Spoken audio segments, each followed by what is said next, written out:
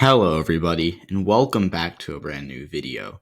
In today's video, we're going to be taking a look at the 2022 House elections and be filling out this map. My current prediction as of the month of July today specifically is July. It's the 12th today. We're just going to hop right into it, and so we're just going to be analyzing each and every one of these competitive districts. So I'm sure you already know this, but I'll just clear it up in case you don't. The blue districts, so this seat or that seat, the blue districts are safe for the Democrats, and the red districts are safe for the Republicans, and they don't really have a chance of going the other way. Then the white, slash grayish districts are the seats that we have yet to fill out because they are semi-competitive at least. So some of these races are going to be semi-competitive, others going to be pure toss-ups, but either way, they still have some degree of competitiveness to them. So we'll be taking a look at that. So we're just going to hop right into it here. This will be a long video, so I don't really want to waste too much more time. Just like the video, subscribe to the channel if you haven't already, and get right into it. So we'll be zooming into these individual states so we can look a bit like at these races with a closer lens, because obviously looking at all of them is a bit intimidating.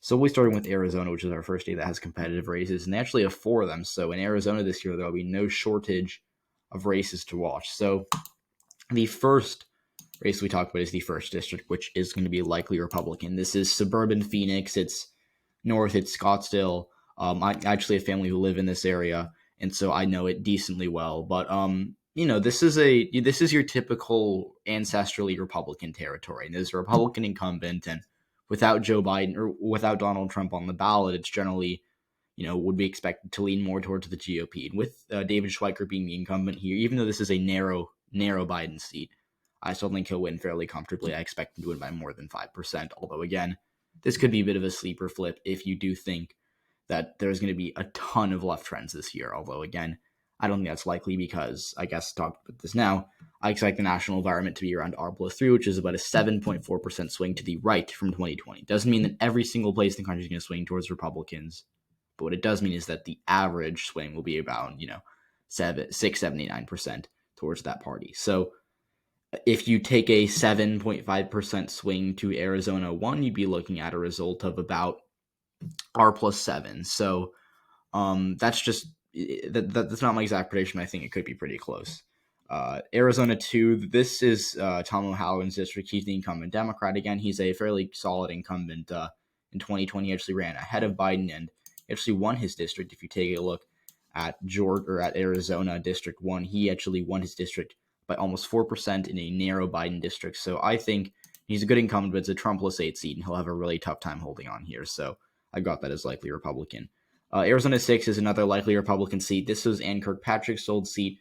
In 2020, she won another competitive House race against Brandon Martin. She won by about 10%. So it was a solid performance on her part. But again, you have to remember that with her retiring, with the seat getting drawn to be a little more, actually not a little more, actually substantially more Republican,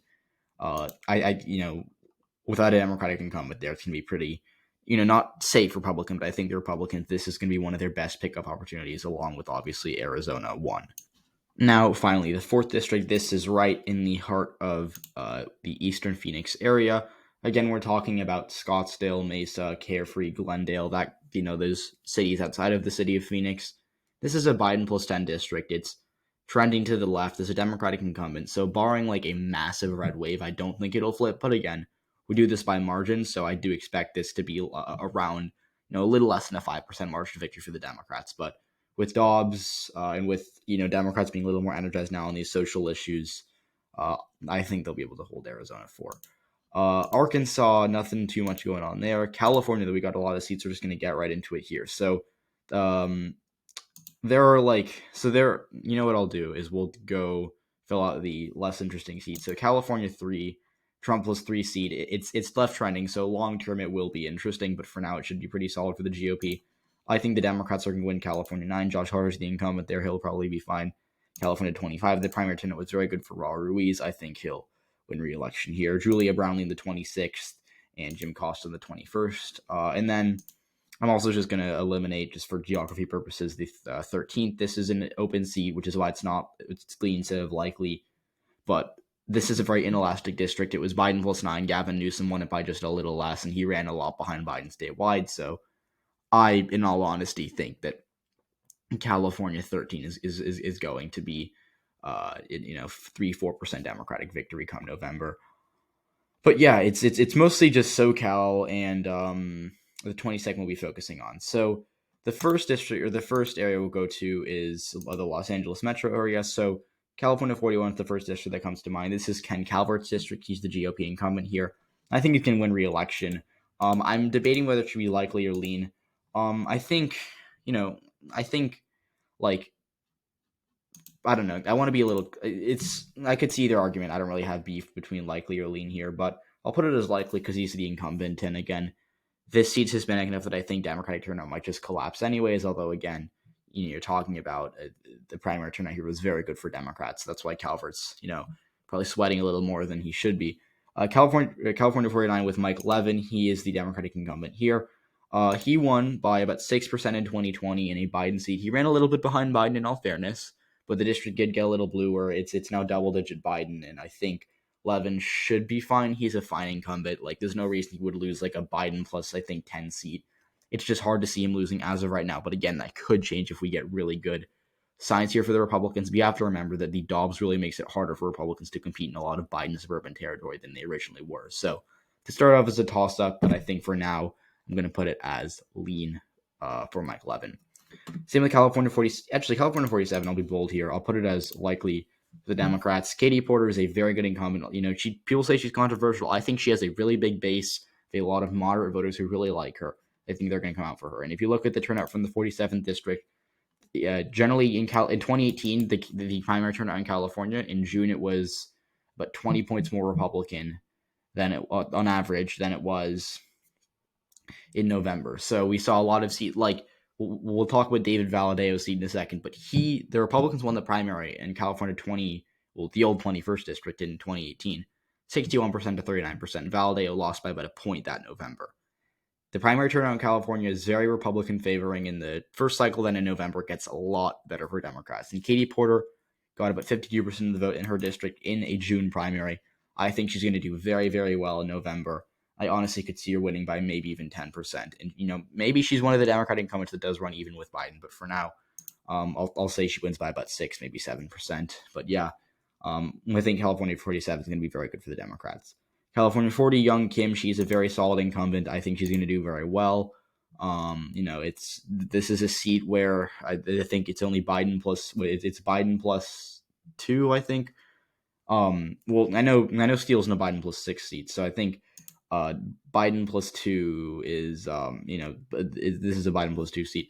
Anyways, Young Kim, very good incumbent. I think she could easily win by like 8 or 9%. It could get very good for the Republicans here.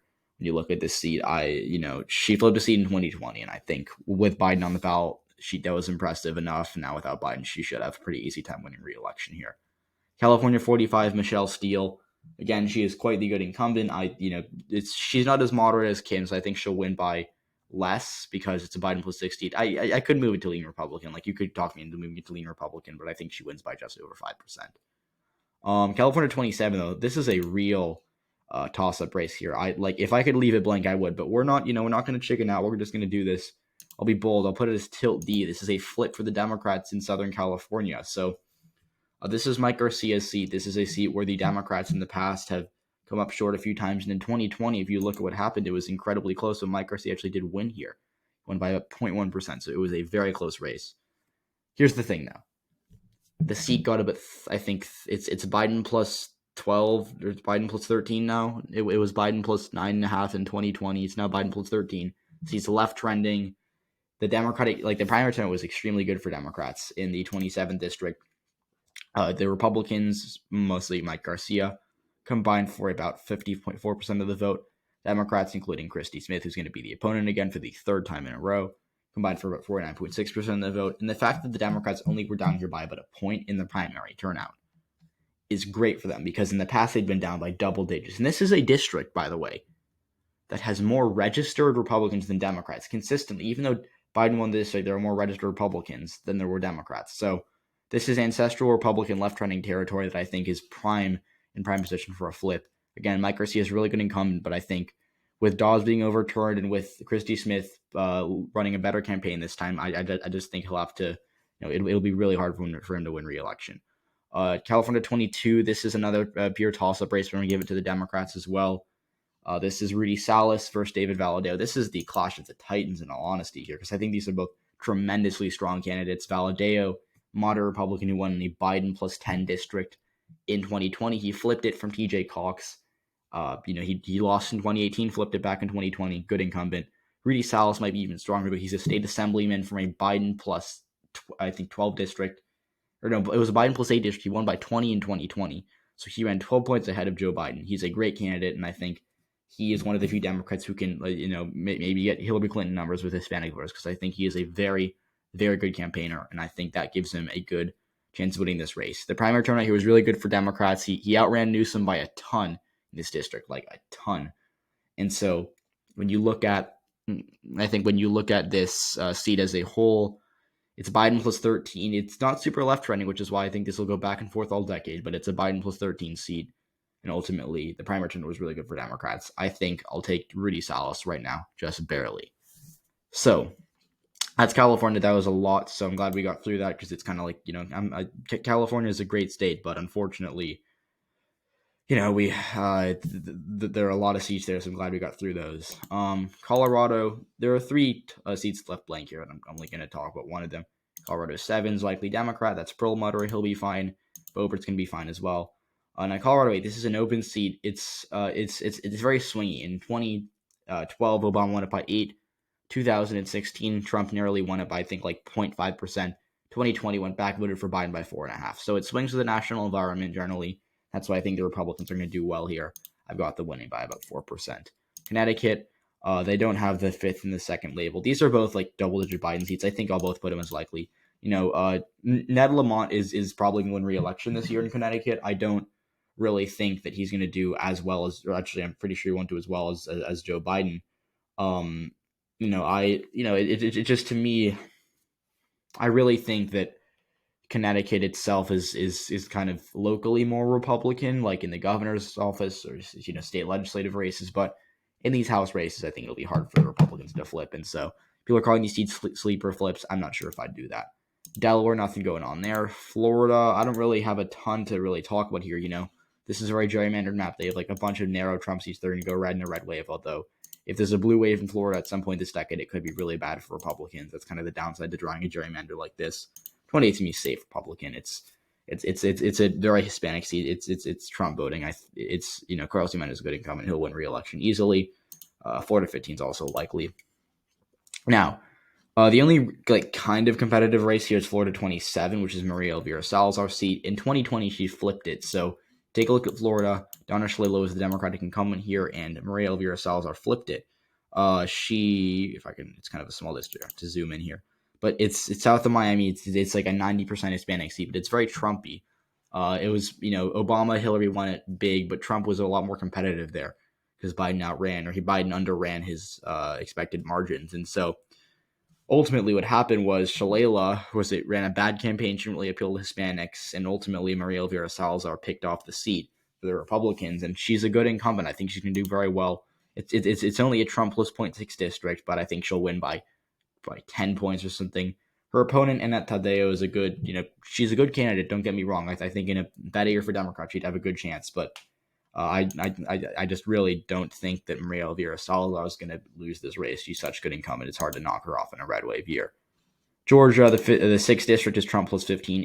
It's trending left, so long term it'll probably get closer. But I don't really see I don't see a ton of room for Republicans to lose here for now in 2022. It's kind of it'll stall long term. It'll stall for now, but it could get blue long term. Georgia 2, I'm moving from lean Democrat to likely Democrat. I've thought more about it. I've thought about the factors going on here. And Bishop is a good incumbent. He outran Joe Biden. This is a seat that's trending right, like at a very slow pace. So say in 2030, maybe it's a toss up, but this is a majority black seat, and unless vote turnout totally collapses, I don't think it's going to flip. You got to remember that the Democrats in Georgia are very good at their own turnout with Abrams and with Raphael Warnock, I think the black turnout is going to be pretty good for Democrats in Georgia. So I think Sanford Bishop wins. Hawaii, Idaho, nothing going on there. Illinois, got a few seats to talk about. So Illinois, 6, that's Sean Casten's seat. He defeated Murray Newman in this race. I've got this as likely Democrats. It's pretty suburban, very favorable to Joe Biden. J.B. Pritzker is going to do well statewide. Don't see a ton of room for them to lose this. Illinois 11, Bill Foster. He, I think, is going to win re-election fairly easily.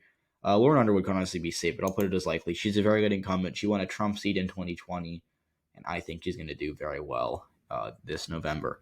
Illinois 17. This is actually, we'll talk about that in a second, but I want to get Illinois 13 out of the way. Whoops, that's not. But anyways, so Illinois 17.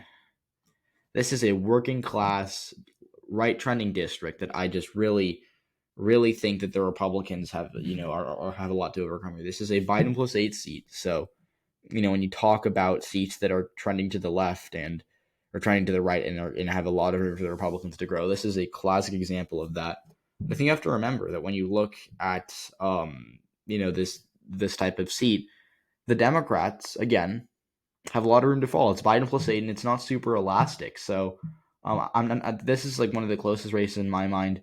But I think that the Republicans are running someone who, I think their candidate is Esther Joy King, and she lost the Trump seat in 2020. So I think it's narrowly can go Democrat. But don't get super mad because I'm not too confident on that call. Indiana, Mervyn, the thing with Indiana is that the Democrats are not going to contest a single statewide race this year, so I think that the first district is like a sleeper flip. I'd probably have it as Tilt D if it weren't for Frank Mervyn being such a good incumbent. It's a very right trending seat. It's losing a lot of population, and I think long term it's going to probably flip at some point this decade. But this is it's not super elastic though, and that I guess kind of helps the Democrats here. But yeah, Frank Mervyn's I think an incumbent good enough to hold on. Although if there were a sleeper flip this year, I think Indiana 1 is probably the first that comes to mind. So lean Democratic, but yeah, it'll be interesting to watch. Iowa, I've got the second and first districts as as likely Republican races. These are Hinson and Miller Meeks are good incumbents. They flipped seats in 2020. I think they'll be fine. Chuck Grass is going to do very well statewide again. The third, Cindy Axie, she's in a really tough battle for re-election. I think she loses. She's drawn into like a Trump plus 0.1 seat. He narrowly won the seat in 2020. The thing is, it's trending to the right. This is a seat that the Republicans, I think, are going to... Well, Chuck Grassley's going to carry it, obviously. I think the Republicans really try to beat out Cindy Axne so that she can kind of be off that radar for them in the rest of the decade. So they can just be all red in Iowa. So Cindy Axne, I think, will have a really tough time getting reelected, and I've got her losing right now. Kansas, the third district, that's a pure toss-up here, but I'm going to give it to the Democrats, and I really do think Sharice Davids is a very good incumbent. This is the most left-trending seat in the country, by the way. So, if this is a seat that actually moves to the left, it could be this seat. But again, I don't think it's going to happen. I think she wins by about a point or so. But, post Dobbs, I think she's, just this ruling by the court really helps energize Democrats in a lot of socially liberal places like the suburbs of Kansas City. So I think she narrowly wins. Kentucky, nothing going on there. Louisiana, nothing going on there. Maine, this is... I've taken a lot of heat for this, but I'm going to put this as likely Republican. Jared Golden, this is rural northern Maine. It's trending to the right by a ton. It's going to go red in the near future at some point if Golden somehow holds on in 2022. But again, I don't think he will. It's a Trump plus 7 district, and in 2020, Jared Golden, he ran a Trump plus 9 district, and he did win. To his credit, he did win, so it's no easy task. But he only won here by about 6%, and he was not really incredibly challenged. So, I get that he ran 15 points ahead of Trump, but the Democrats, the thing is, the fact that he ran 15 points ahead of Joe Biden here is impressive, except for when you consider the fact that Republicans did not challenge him. Susan Collins outran Trump most in the southern part of the state, not the northern part of the state. And Donald Trump did not have any interest in making a play for Maine. He did not really boost Republicans at the House level in Maine. So I really think Jared Golden's going to lose this year. I'll have to eat crow if he does somehow win, but this is a Trumpless 7 seat. It's super right trending, and this is one of the seats where Dobbs does not give Dems a bounce. So, yeah, I've got Jared Golden losing right now. Maryland, the only really competitive district here is the 6th district, where David Trone is going to likely face Matthew Foldy. I've got Trone winning. I think this is a lean D seat. It's Biden plus 10, so again, it would take a fair bit of things to happen for the Republicans to flip it. Foldy's a fine candidate, but again, David Trone is a decent. He has a lot of money on hand. He's going to outrace Trone by going to outrace Foldy by a ton, and he's going to outspend him by even more. So I think that the Democrats should be fine here. Like if they lose this seat, a lot's going wrong for them. Michigan, we got 4 competitive seats here, maybe even 5 if Huizenga's seat, which is only Trump plus 4, narrows up. But actually, I think I'll put it as likely because I don't think he wins by 15. This is a left-trending seat. I don't think he wins by 15. I think he wins by like 12 or 13 or something like that. Michigan 3, though, this is the hot take of the video, but I've got this as lean Democrat, even if Peter Meijer wins the primary. So this is the old seat was a Trump plus 4 seat, and Peter Meijer ended up winning here by about 6%. So he did outrun Trump by 2 points. You have to remember, a 2.0 performance doesn't really mean much when, Hillary Scholten targeted this race, but I think she got outspent by Peter Meijer. And you have to remember that in Michigan, Biden actually underran most people's expectations. So I think this time around, Democrats will be laser focused on winning Michigan 3. It's so left-leaning that Joe Biden actually did better than Gretchen Whitmer. And with Meijer facing a primary challenge from his right, I think he'll either win the primary for a week or lose it, and that at that point it'd probably be gone for the Republicans. So I think this is a flip either way, but it would be especially bad for the Republicans if Peter Meijer were to lose. Michigan 10 open. John James running here. I think John James is gonna win pretty easily. The Democrats are running a good candidate here, but again, it's a Trump plus 1 district. I really think they'll be fine here. Michigan 7, I've got this as lean Republican. This is Slotkin's seat. She's a good incumbent.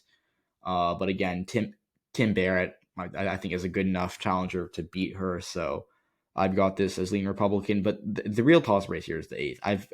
I've gone back and forth on this, but I'm going to put Kildee as a narrow underdog. He's a very good incumbent. Don't get me wrong. He did outrun Clinton by about 20 points in 2016. You absolutely have to remember that in 2020, he outran Biden by a lot less, and he didn't really get outspent, or he didn't really get a serious challenge.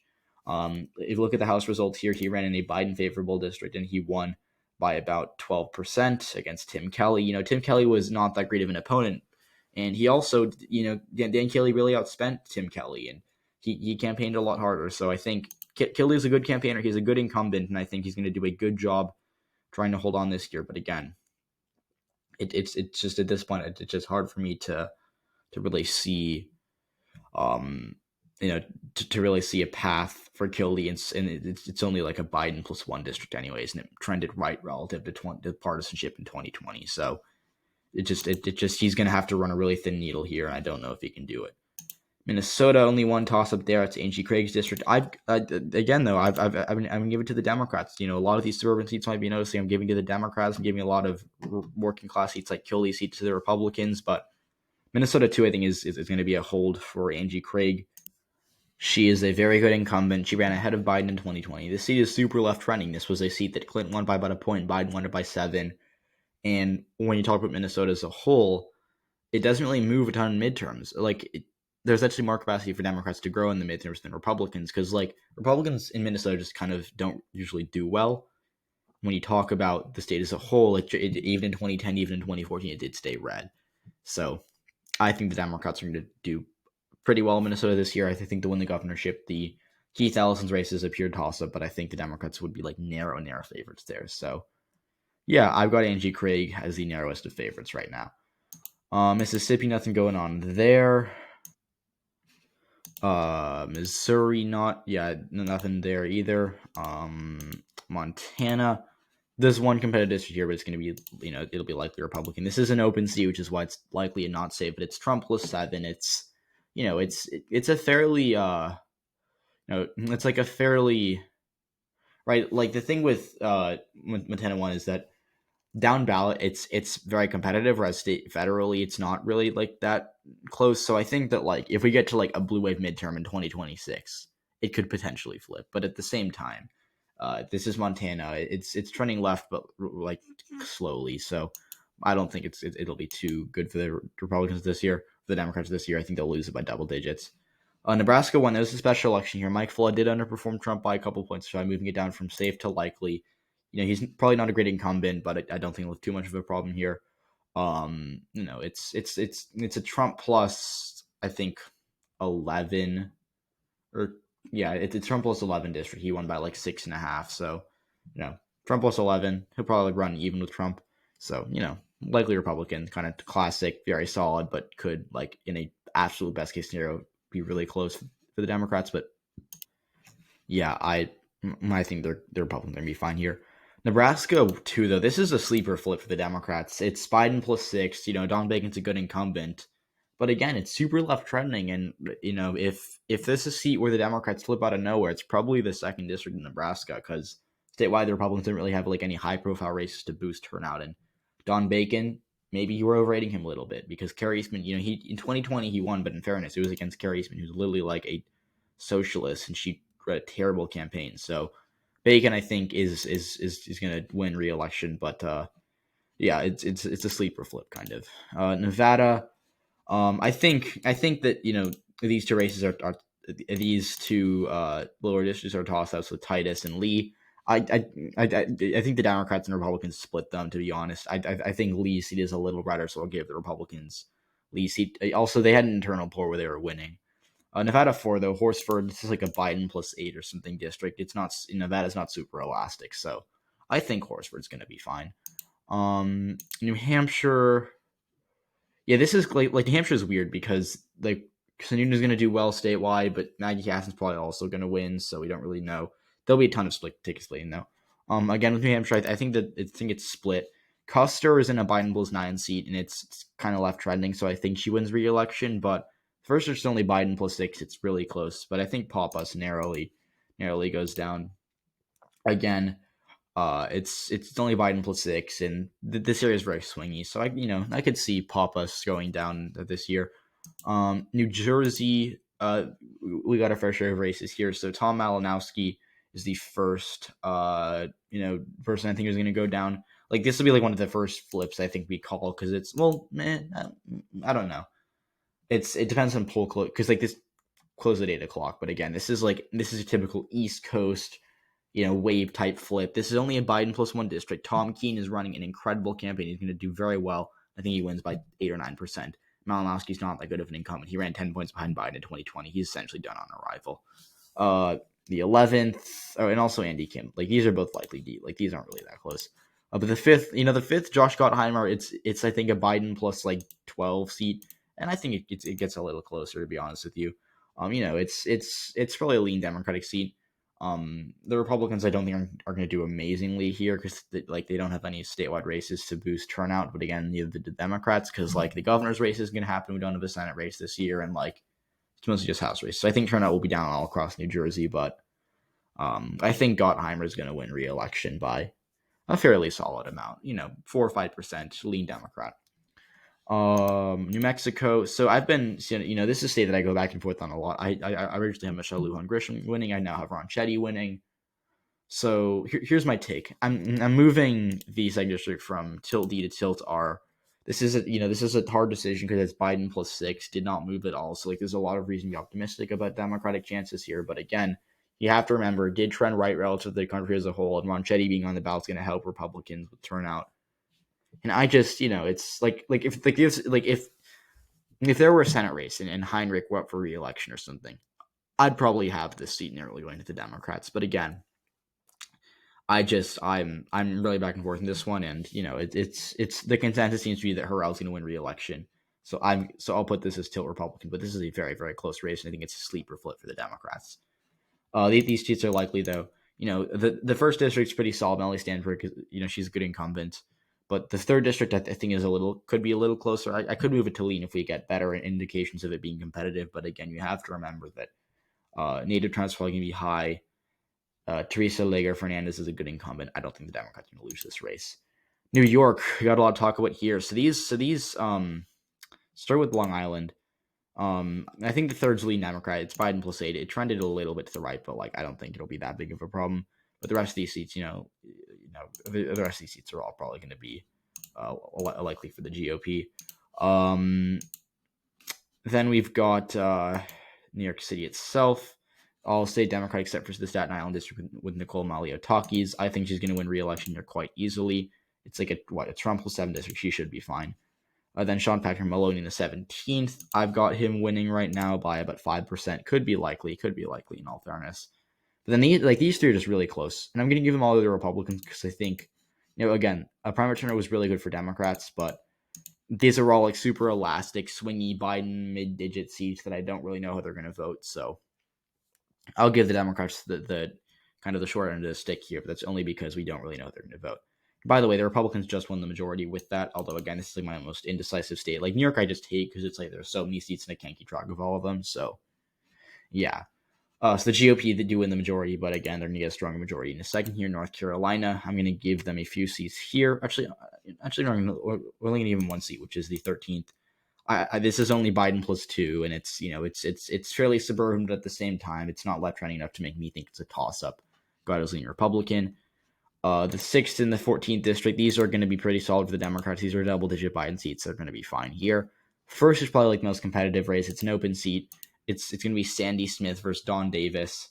So I guess the battle of the alliteration candidates, SS versus double D. I don't know if that's what you want to call it. Anyways, this is like a Biden plus, I think, 10 seat. I think it's plurality black, and unless without Sherry Beasley, it could be a toss, but I think she'll keep black turnout high enough to the point where they can hold on here. So North Carolina 1, going to be lean Democratic, nothing going on North Dakota. Ohio, we got a few seats there. So this is like Ohio, I have a lot of hot takes about. So my hot take is that the first district is like going to be very close, but I'm going to put it like just lean Republican. Could be tilt, though. I've got Cat winning by just over 2%, so it's on that side of lean, but again, wouldn't be like stunned if it's like, super close. Or even if Greg Landsman does end up winning. So yeah, I'll get that out of the way. But this is a Biden plus 8. It's super left trending, so I think in 2024 it does flip either way. But yeah, now these two districts, I think. So first of all, the 13th is lean Republican. Gonzalez is the incumbent, but he's not running for re-election.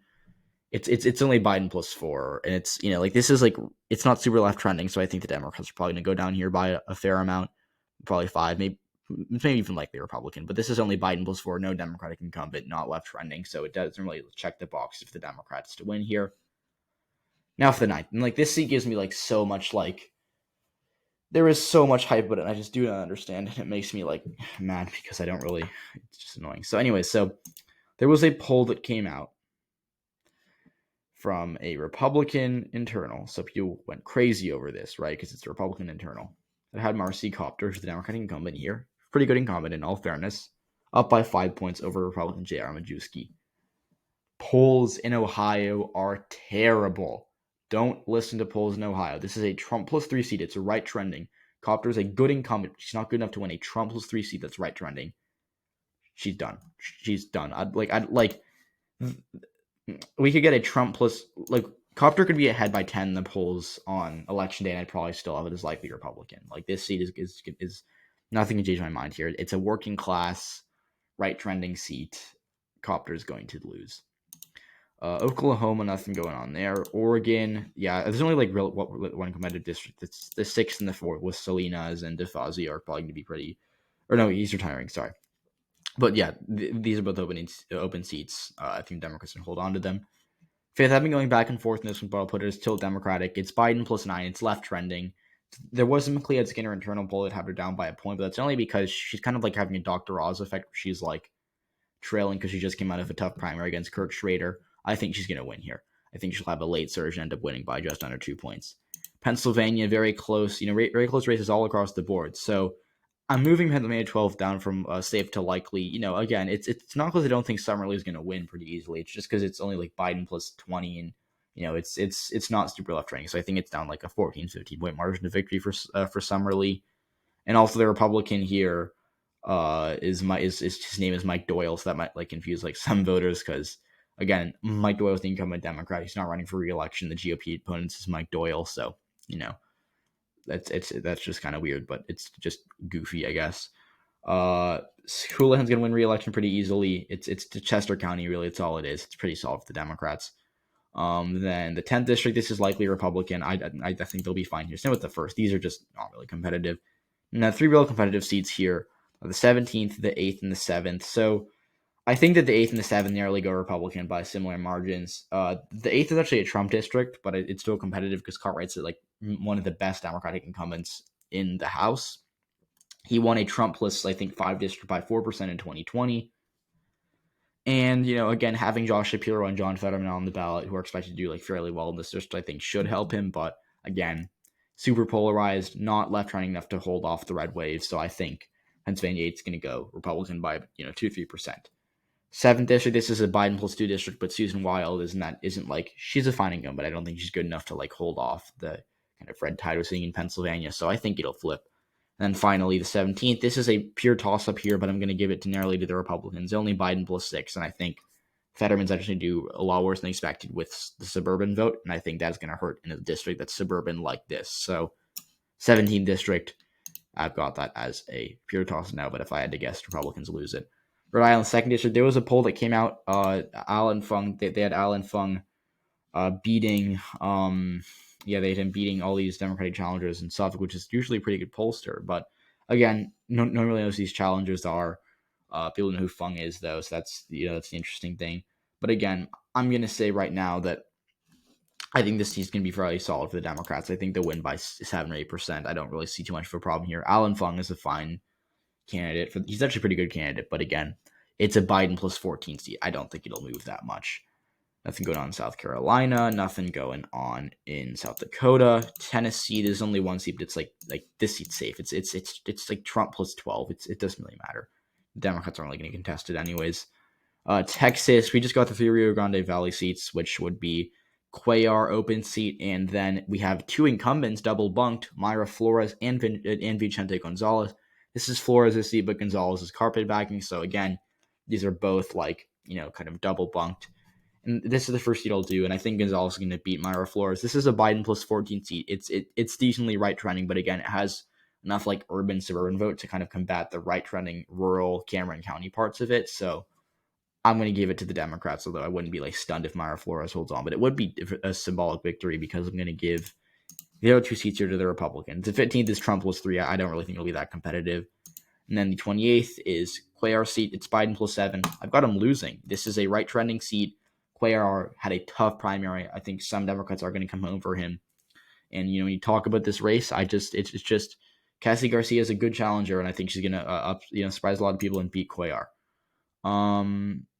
Utah, I don't think they have anything competitive there. Vermont, nothing there. Virginia, we got a few races too. So Hung Cao's trying to unseat Jennifer Wexton, but this is a Biden plus 18 seat. I think she's going to be fine. I think she'll win by 10, 12%, something like that. It's just the suburbs. Like even Terry McAuliffe won the seat. Like that's how blue it is. Even Terry McAuliffe ran an awful campaign, lost statewide, ran 12 points behind Biden. He won the district. So I think that says all you have to know about it. 7th and 2nd, and these are going to be close races. Originally I was pretty doomerish on, or not doomerish, but like I was kind of, I wasn't really thrilled with Elaine Laria's chances of re-election if I were her. Jen Kickens is a good opponent, but this is super left trending. Democrats are getting a post-Dobbs bounce, so it's not likely, but I think it's a lean Republican race. It's only Biden plus 2, and I think the Republicans are going to have an easier time flipping it than they might with the 7, which is the pure toss-up race. This is a Biden plus 7 seat. Abigail Spanberger, though, she's a good incumbent. She has a ton of money. It's a left-trending district, so I'll put her as an arrow favorite. And I think Yesli Vega is prior to her abortion statements that are kind of controversial, I thought she was a good candidate, but again, we don't know yet. But anyways, point being, 7th district, I think, is narrowly stayed with the Democrats. Washington, we got a toss-up district there. Obviously, this seat's likely Republican. This is just suburban Portland, but it's like more sparse and rural, so the Republicans are doing it by like 10 points. It'll be fine for them. 8th district, though, this is going to be a really close race between Kim Schreier and her Republican challengers. So I've got it to Republican. It's Biden plus 8, I think, but like it's super Republican down ballot. Like Biden and Clinton won it, but like they're like the only Democrats who really won it because the treasurer race, lieutenant governor, secretary of state, like all like the statewide races in Washington were very, very, the district became more Republican leaning. So I think in a red wave year, that's, I think some suburbanites are going to stay with Democrats, others are going to come home for the Republicans. I think it's just Schreer's kind of in a tough spot here, and I've got her narrowly losing. Nothing going on in West Virginia. Wisconsin, not too much to talk about here. I think these races are both likely Republican because this is a flip, actually. Ron Guy's not running for re-election because he knows he's done. This is a Trump plus 3 seat. It's working class trending to the right. It's going to be very, very solid for the GOP. First, this is Trump plus 4. It'll be interesting long term, but again, I think Brian Steele can win re-election. But yeah, so that's it for the House map. This is my prediction as of right now. I've got the Democrats exactly 200 seats, Republicans at 235. If they retake control of Congress. But yeah, I've talked for 40 minutes straight, so I'm gonna get, when I'm done with this, I'm gonna drink a lot of water. But yeah, that's it for this is my prediction, I guess, for now. July. I'll come back in August. We'll see where we are then. But I hope you enjoyed this video. Hope you learned something. If you did, leave a like, subscribe to the channel if you haven't already. As always, thanks for watching, and I'll see you all next video. Bye, guys.